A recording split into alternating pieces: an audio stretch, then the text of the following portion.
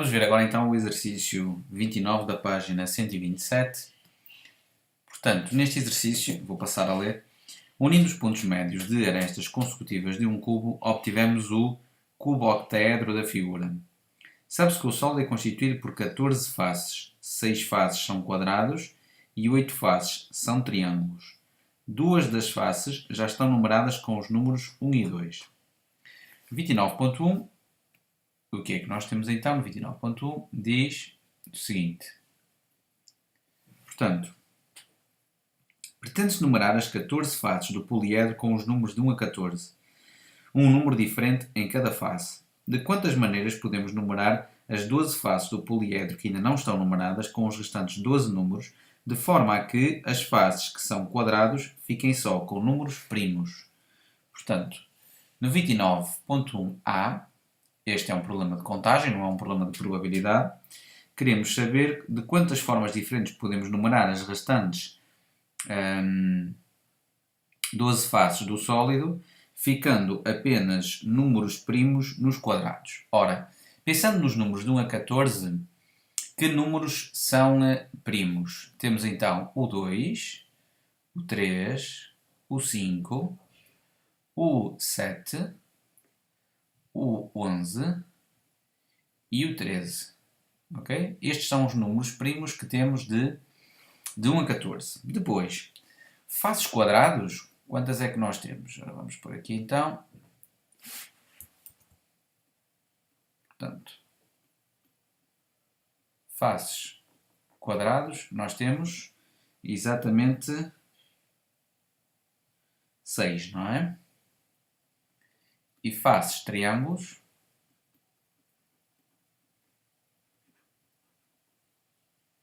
temos exatamente 8. Portanto, as faces quadradas têm que ficar numeradas com os números primos. Uma das faces, já está ali assinalada na figura, já está numerada com um número primo, número 2. Ora, resta-nos então 1, 2, 3, 4, 5. Resta-nos então 5 números para numerar as restantes 5 faces quadradas do sólido. Ora, o número total de formas diferentes de o fazer é 5 fatorial. Para além disso, depois de numerar as 5 faces que restam quadradas do sólido, faltam numerar as outras 7 faces triangulares do sólido, uma vez que uma das faces triangulares já está com o número 1. Ora, depois de eu usar os 5 números primos na numeração das faces quadrados, sobram-me então 7 números, à exceção do 1, naturalmente, para numerar as outras 7 faces triangulares. Portanto, que se pode fazer então de 7 fatorial formas diferentes. Portanto, temos então o número total de situações diferentes de numerar as faces quadrados com os números primos do sólido. Passando agora para o B. Na linha B, o que é que se pretende? Pretende-se que a soma dos números colocados nas faces que são quadrados seja ímpar. Bom, aqui talvez seja melhor fazermos alguns tracinhos. 1, 2, 3, 4, 5, 6, 7, 8, 9, 10, 11, 12, 13, 14. Vou colocar aqui 14 tracinhos representando as 14 faces do sólido. Vou pôr aqui então, portanto, estas 1, 2, 3, 4, 5, 6 vão representar os quadrados. E, vou pôr aqui, e depois, aqui estas seguintes, vão representar os triângulos. Portanto, o que é que eu quero? Pretende-se então numerar as faces de forma a que a soma dos números colocados nas faces que são quadrados seja ímpar. Ora, na face, uma das faces dos quadrados está numerada com o número 2 já, e uma outra face dos triângulos está numerada com o número 1. Para que a soma seja ímpar, eu vou ter que ter aqui um número ímpar de ímpares, tal como eu referi num exercício já resolvido anteriormente. Vou aqui só referir qual ele era. Portanto, que era o exercício 2.4 da página 102, para que a soma de vários números seja ímpar, é preciso que haja um número ímpar de ímpares nessa soma. E para que seja par, é preciso que haja um número par de ímpares. Ora, falta numerar 1, 2, 3, 4, 5. Então significa que eu tenho aqui várias situações para a numeração dos quadrados. Podemos ter a situação em que temos um par, naturalmente, porque temos o 2, e 5 ímpares. Talvez seja melhor até retirar aqui e colocar mesmo o número que é o número 2. Podemos ter uma outra situação em que temos não 5 ímpares, mas 3 ímpares. Atenção que temos que ter um número ímpar de ímpares. Ou então a situação em que temos apenas um ímpar. Okay? Aqui ainda faltam, evidentemente, depois as faces triangulares, já tem aqui. Aqui também já está. Portanto, temos aqui 1, 2, 3, 4, 5, 6, 7, 8, 9, 10, 11, 12. Portanto, falta-me aqui. Temos aqui o 2. O 2. 1, 2, 3, 4, 5. 2, 3, 4, 5, 6, 7, 8. Ok, 1, 2, 3, 4, 5, 6, 7, 8. Ok, está tudo correto. Portanto, podemos ter então 5 ímpares, 3 ímpares ou 1 ímpar. 5 ímpares. Quantas são as situações que nós podemos numerar as faces desta forma com 5 ímpares nos quadrados? Portanto, 1, porque é apenas um 2, vezes... Bom, preciso de 5 ímpares aqui para numerar. Quantos ímpares é que eu tenho de 1 a 14?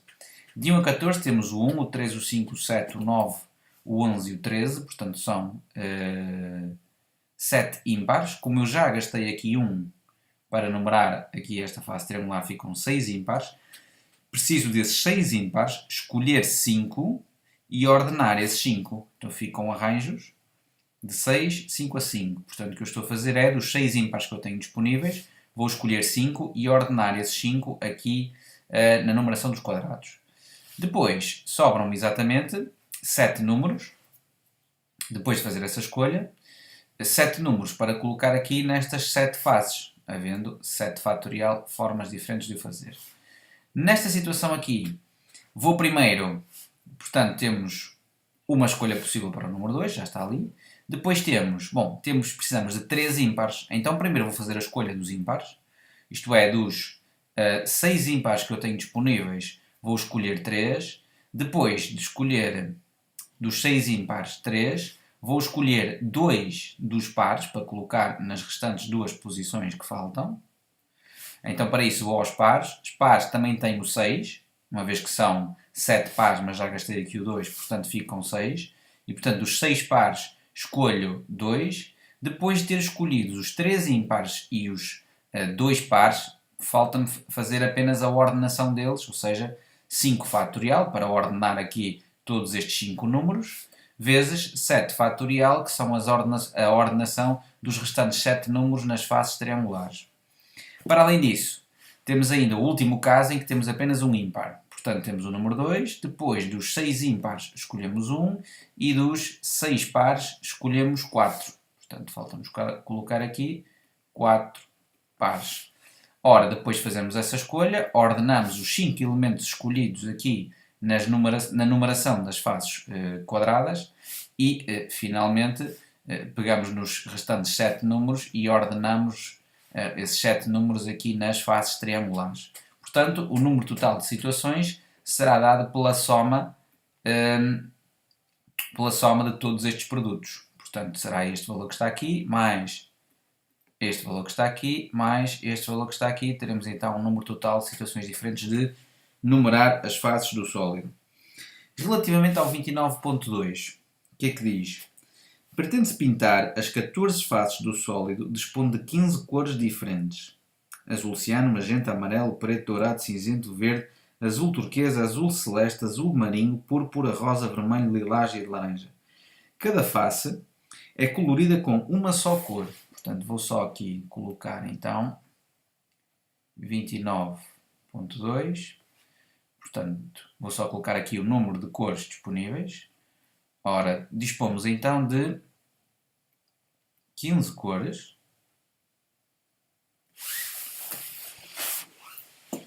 E o que nós pretendemos é pintar cada face com uma única cor.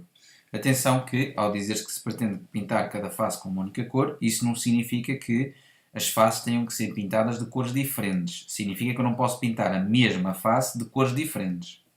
Admita que o sólido vai ser colorido ao acaso, podendo qualquer cor colorir qualquer face. Determina a probabilidade de exatamente 4 faces ficarem coloridas de lilás e as restantes faces com cores todas distintas. Ora, neste caso é um problema de probabilidade. Como eu tenho acesso ao número de cores envolvidas na experiência, vou usar a lei de Laplace para calcular essa probabilidade. Começamos então pelo número de casos possíveis. E para isso temos que pensar na experiência. Qual é a experiência aqui? A experiência é colorir as 14 faces do sólido com qualquer uma destas 15 cores. Ora, o que isso significa então é que para a primeira face eu posso pintá-la de 15 cores diferentes, a segunda de 15 cores diferentes, a terceira de 15 cores diferentes e assim sucessivamente, até que a 14ª face pode ser pintada de 15 cores diferentes. Portanto, no fundo, isto vai dar 15 elevado a 14. É um número total de formas diferentes de pintar as 15 faces, as 14 faces com as 15 cores. Portanto, isto é a mesma coisa que dizer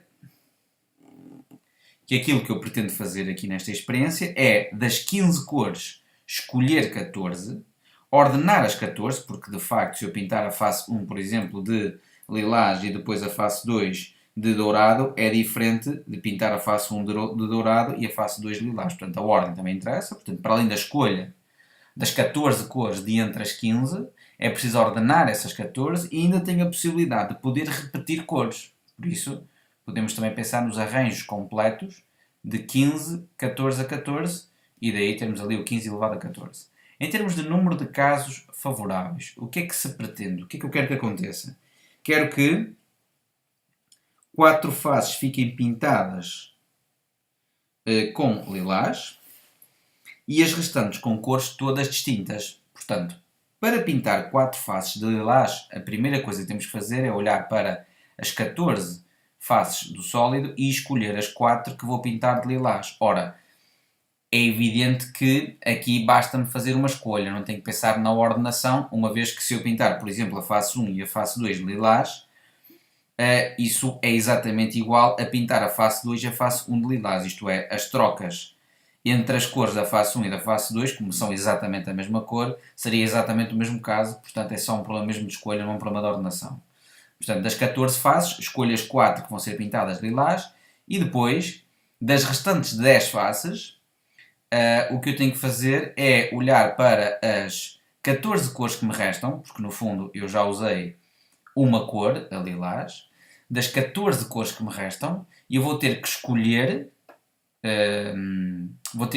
10 e ordenar essas 10 cores, uma vez que são cores todas distintas, não podendo repetir. Portanto, estamos a usar apenas os arranjos simples. O que se pretende aqui então é, das 14 faces restantes, escolher 10, das 14 cores restantes, peço desculpa, escolher 10 para pintar as restantes 10 faces do sólido, ordenando essas cores naturalmente. Portanto, ficamos então aqui com o número de casos favoráveis, o que implica que a probabilidade será igual a combinações de 14, 4 a 4 vezes arranjos de 14, 10 a 10 sobre 15 elevado a 14. No 29.3, bom, o 29.3, eu vou aqui limpar aqui um bocadinho a área. O 29.3, sim, este já é um exercício bem mais difícil.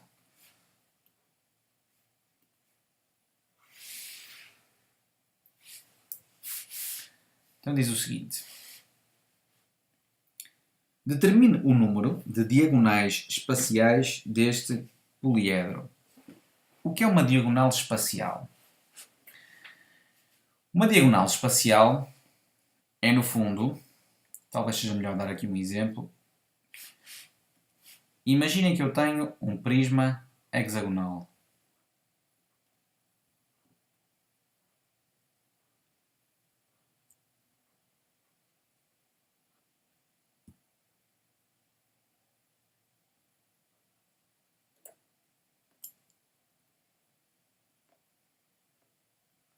Ok, tem aqui um prisma hexagonal.